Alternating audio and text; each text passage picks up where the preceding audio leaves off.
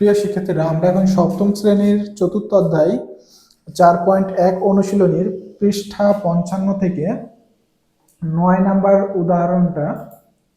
নম্বর উদাহরণের অঙ্কটা সমাধান করব এবং দেখব এখানে কি প্রক্রিয়ায় আমরা এখানে কিন্তু বহুপদী রাশিকে বহুপদী রাশি দ্বারা গুণ করা হয়েছে। 9 নম্বর উদাহরণটাতে আমরা বহুপদী রাশি দ্বারা বহুপদী রাশিকে কিভাবে গুণ করতে পারি এবং সহজে অঙ্কটা সমাধান করতে পারি।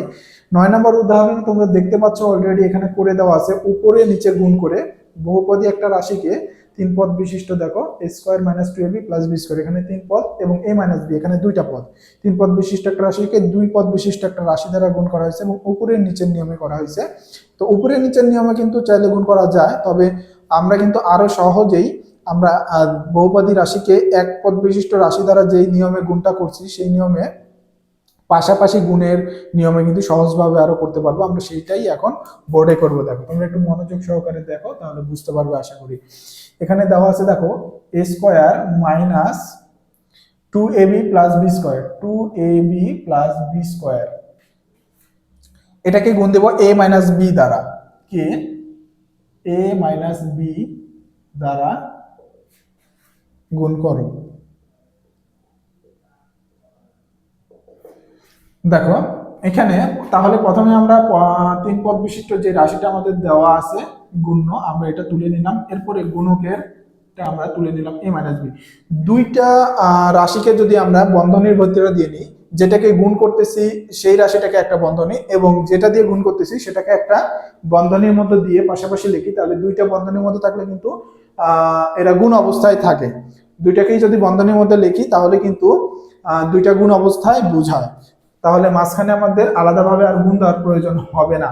এখন এই দুইটা দেখো গুণ করব, যেটা দিয়ে গুণ করতেছি এখানে 2টা পদ আছে, এই প্রথম পদটা দিয়ে আমরা যেটাকে গুণ করতেছি এই গুণর 3টা পদকেই আলাদা আলাদা ভাবে গুণ দিব। প্রথমে আমরা কি করব, আমরা যে গুণক দিয়ে গুণ দিতেছি সেই গুণকের প্রথম পদ যেটা আছে এটা দিয়ে 3টা পদকেই, আমাদের গুণের যে 3টা পদ আছে 3টা পদকেই আলাদা আলাদা ভাবে গুণ দিব। 3টাকে গুণ করা হয়ে গেলে এরপর দ্বিতীয় পদ যেটা আছে এইটা দিয়েও একইভাবে আমরা 3টাকে আলাদা আলাদা ভাবে গুণ দিব, তাহলেই আমাদের গুণফল নির্ণয় করা হয়ে যাবে। দেখো এখন প্রত্যেকটা গুণ করার আগেই কিন্তু আমাদের 2টা পদের চিহ্ন আগে গুণ করে নেব। সাপোজ a দিয়ে গুণ করব এখন 3টাকে, তাহলে a দিয়ে গুণ করতেছি কাকে, a স্কয়ারকে, এই দুইটার চিহ্ন আগে গুণ করে নেব। এর সামনে প্লাস আছে, এর সামনেও প্লাস আছে, প্লাসে প্লাসে প্লাস হবে।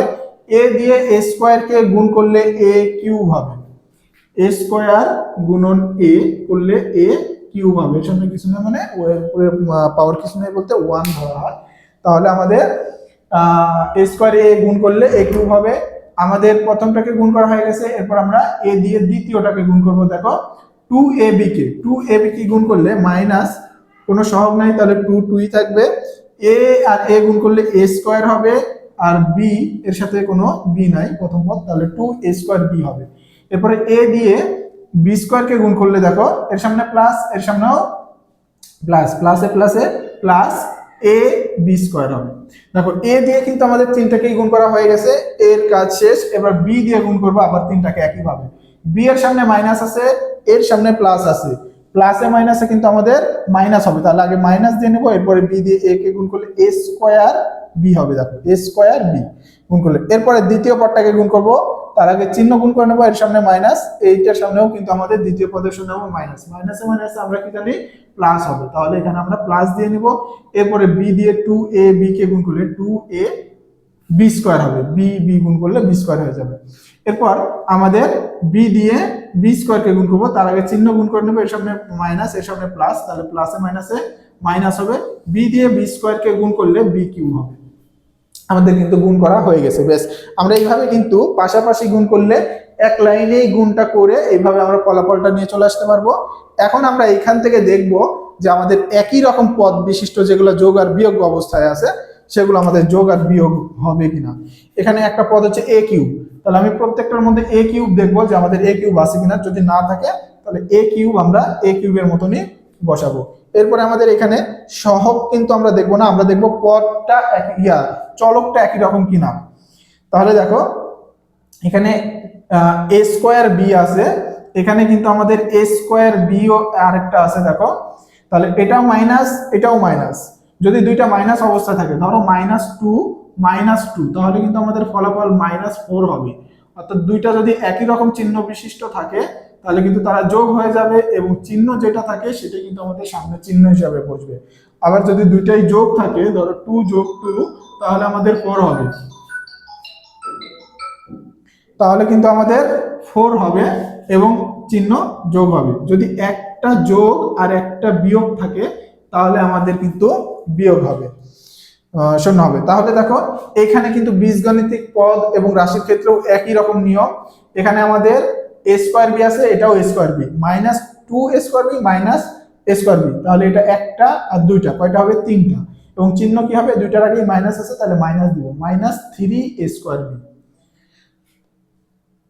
এরপরে আমাদের দেখো এ বি স্কোয়ার আছে, তাহলে আমরা দেখবো যে এ বি স্কোয়ার কোথাও আছে কিনা। এ বি স্কোয়ার, দেখো এখানে এ বি স্কোয়ার আছে, এখানে দুইটা এ বি স্কোয়ার, এটা এখানে একটা, এটাও প্লাস এটাও প্লাস, তাহলে যোগ হবে এবং সামনের চিহ্ন হবে প্লাস, 3ab², দুইটা আর একটা, তিনটা হলো।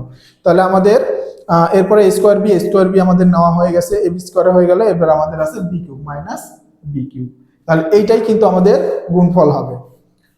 অতএব নির্ণয় গুণফল